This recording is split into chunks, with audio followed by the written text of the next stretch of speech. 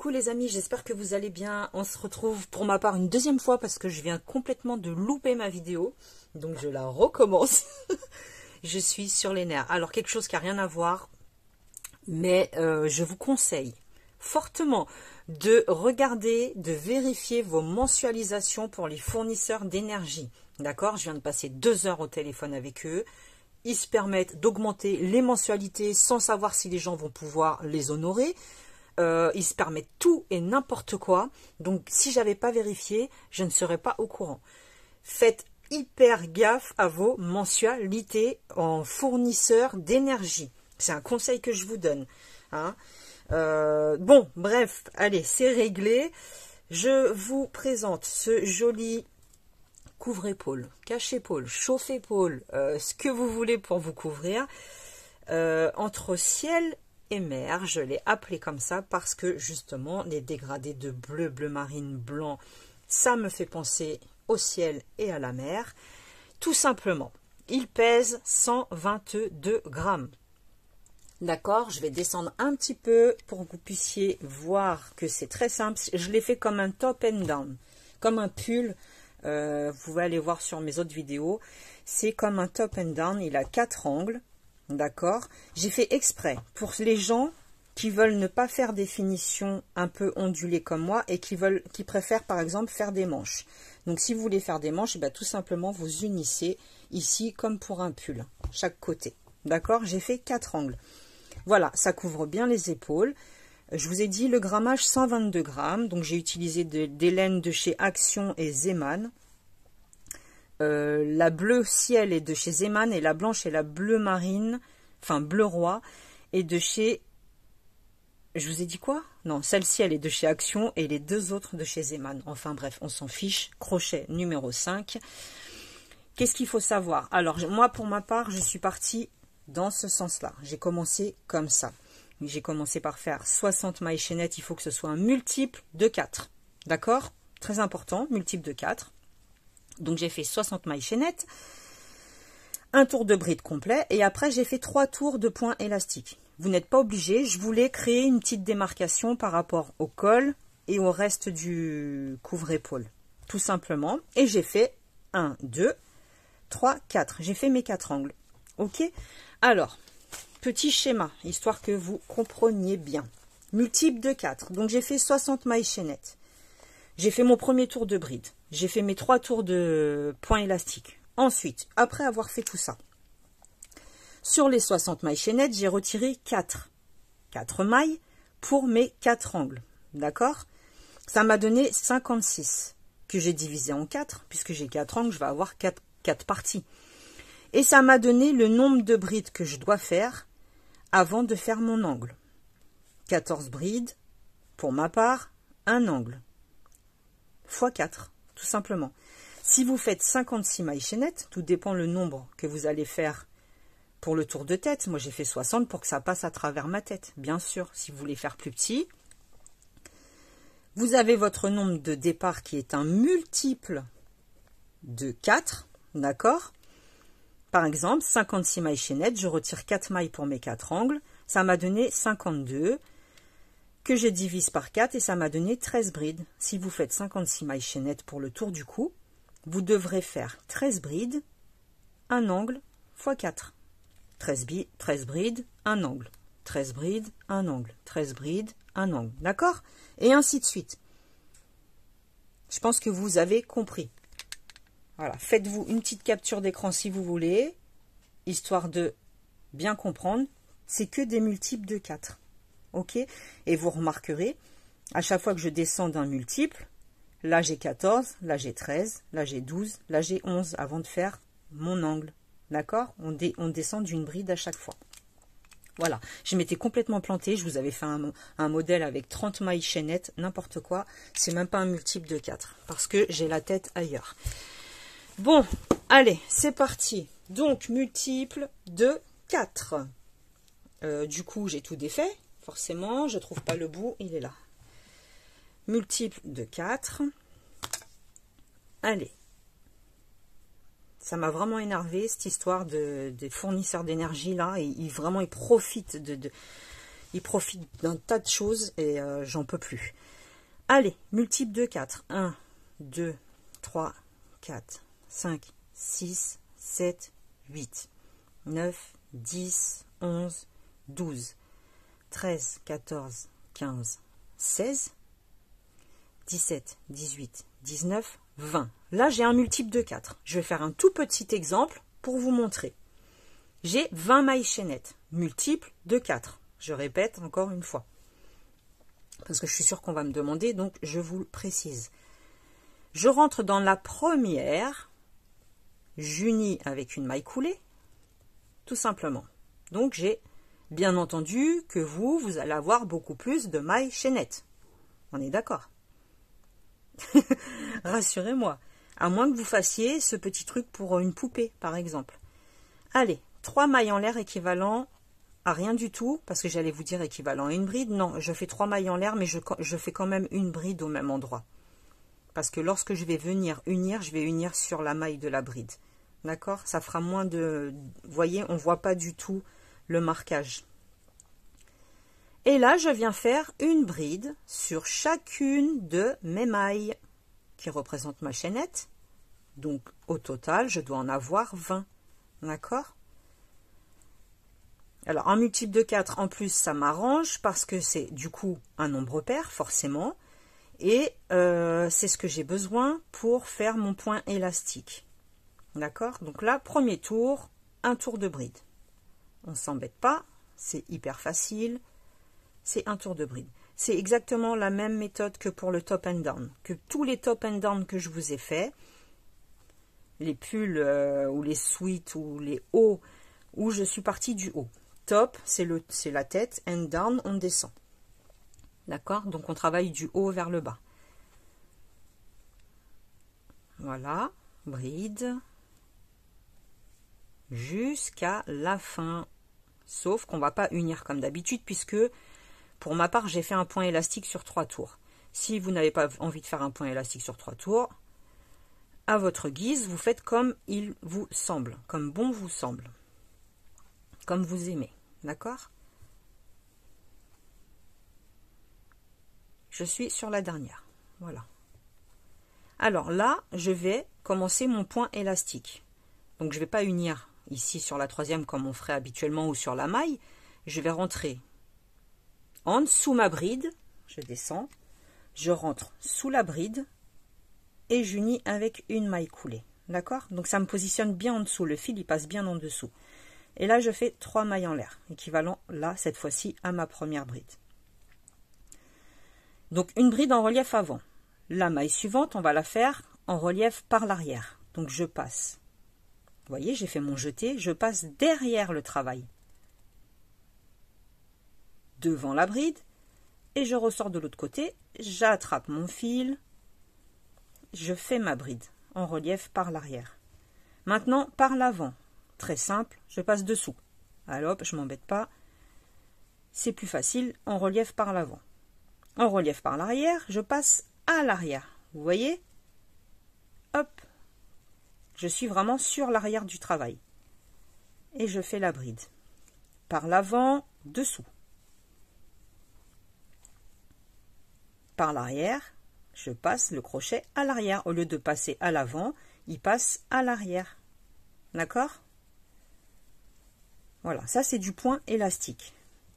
Avant, arrière. Si les personnes sont débutantes, vous pouvez aller voir d'autres vidéos sur ma chaîne où j'explique vraiment en profondeur le point élastique. D'accord?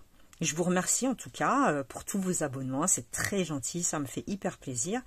On est de plus en plus nombreux, donc je suis très contente. Merci beaucoup à tous de me faire confiance, de votre présence et de votre patience.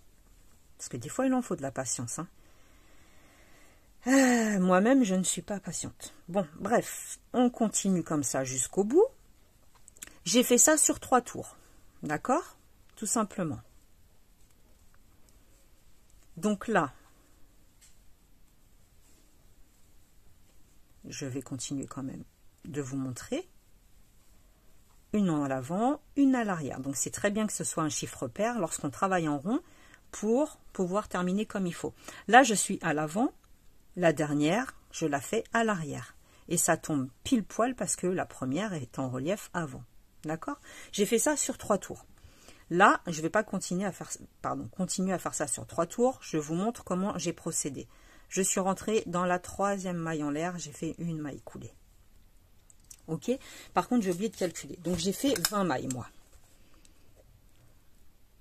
20 mailles chaînettes. Moins 4 pour mes angles. Ça me donne 16. Que je divise par 4 parce que j'ai 4 côtés, 4 parties. 4 fois 4, ça fait 16. Donc, je vais devoir faire 4 brides avant de faire un angle. Donc, ça va être 4 brides individuelles, un angle, 4 brides individuelles, un angle, et ça 4 fois au total. D'accord? Donc, on commence. 4 brides, donc 3 mailles en l'air équivalent à rien du tout, je fais ma bride au même endroit. C'est juste pour prendre de la hauteur. Vous allez voir qu'en plus, ça évite des démarcations. Donc, une bride. Ici, j'ai ma bride en relief arrière. Je fais une bride. Ça m'en fait 2. Bride en relief avant, je fais une bride dessus, sur les mailles. Ça m'en fait 3. Et la suivante, ça m'en fait 4. 4 brides. Là, je sais que je dois faire un angle. Je rentre dans la maille suivante. Je fais, alors que je ne vous dise pas de bêtises, une bride, 2 mailles en l'air, au même endroit, je rajoute une bride. Ça, c'est mon angle. D'accord? Je recommence la séquence avec 4 brides à la suite. Vous, ça sera beaucoup plus. Pour lui, j'ai fait 14 brides, un angle à chaque fois. Donc, 2, 3, la 4e, et sur la 5e, je viens faire un angle. Ça veut dire une bride, 2 mailles en l'air, au même endroit, une bride. Ok? Je continue. 1, 2, 3 et 4. Je perds pas de vue, mon chiffre, c'est 4 là. Je dois faire 4 brides avant de faire un angle. Pour lui, je devais faire 14 brides avant de faire mon angle. Tout simplement. Et après, vous allez voir, ça va aller tout seul. Donc là, j'ai l'angle à faire. Une bride, 2 mailles en l'air, au même endroit, une bride. Je continue. 1, 2, 3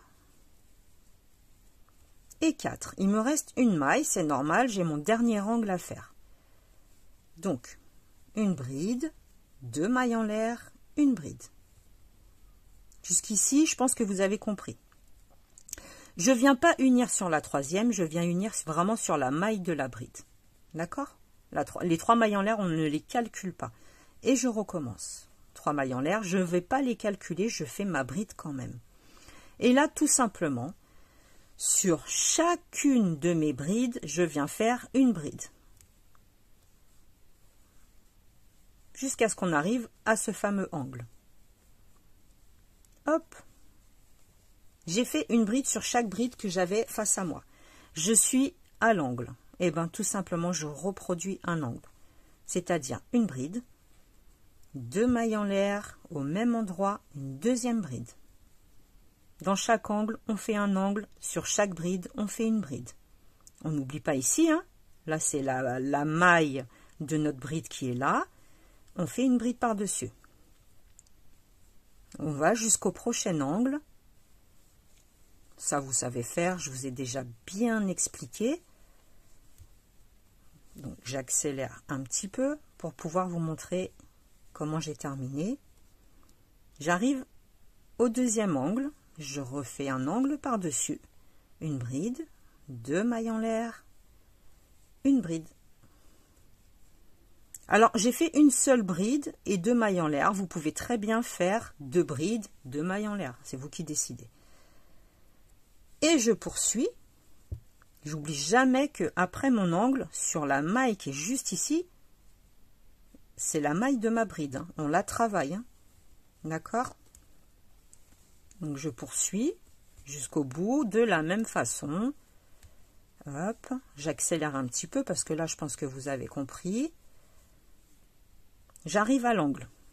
Un angle, c'est-à-dire une bride, 2 mailles en l'air, au même endroit, une seconde bride.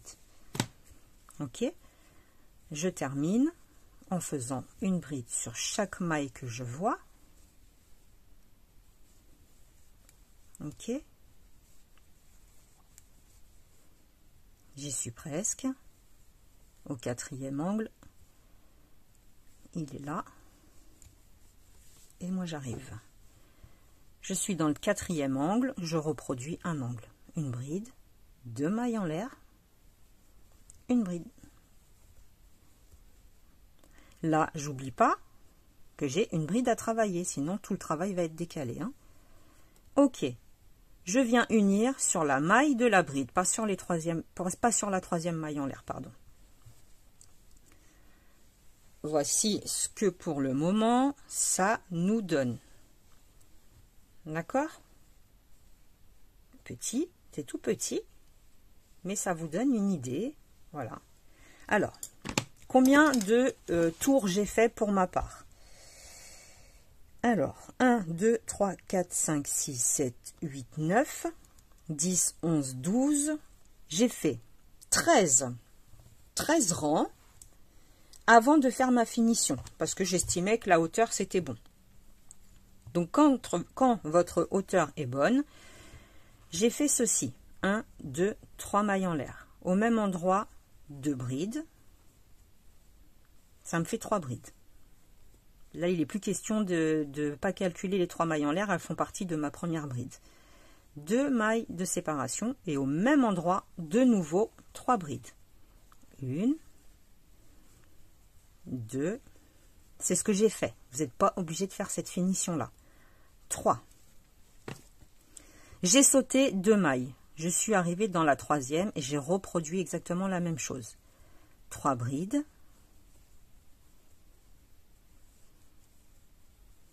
2 mailles en l'air. 3 brides.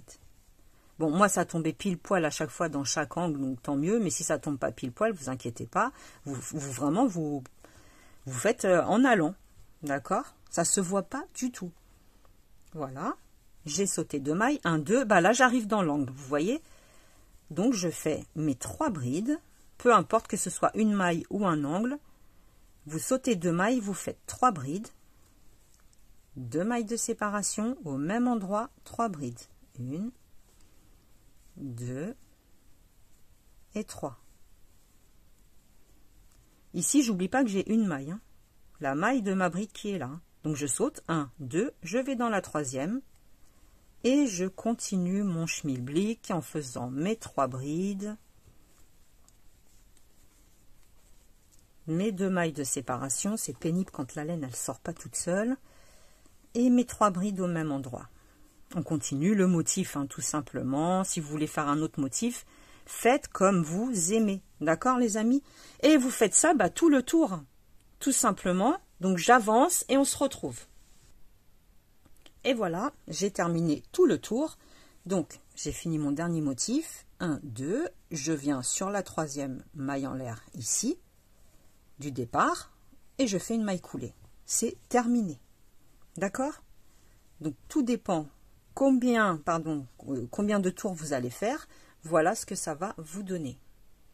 Je ne sais pas si vous voyez bien. On verra peut-être mieux avec le bleu. Voilà ce que ça va vous donner. Voilà les amis. Un nouveau modèle. Cache-épaule, couvre-épaule. Vous pouvez faire avec la matière que vous voulez. Laine, épaisse, pas épaisse, coton. C'est vous qui décidez. Si c'est pas assez haut pour vous, vous rajoutez des tours. Au lieu d'en faire 3, vous en faites 5, 6, 7. C'est vous qui décidez. D'accord? Voilà, j'espère que ça vous aura plu. N'hésitez pas à mettre des petits pouces, vos commentaires. Je vous embrasse très fort. Prenez bien soin de vous. Faites attention à toutes ces arnaques. Et on se retrouve bientôt pour autre chose. Salut, salut!